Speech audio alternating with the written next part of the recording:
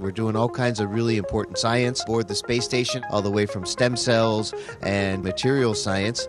And we're also working at NASA to industrialize low Earth orbit and explore the moon and beyond.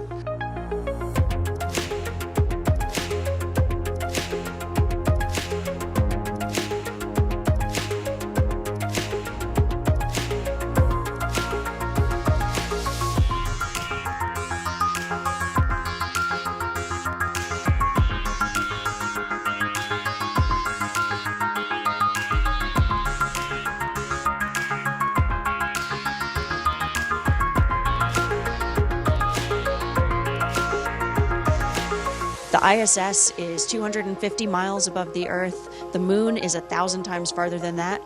And Mars is even 1,000 times further than that. And so we've got a lot to learn, and I'm really glad that we're laying the footwork here on the ISS.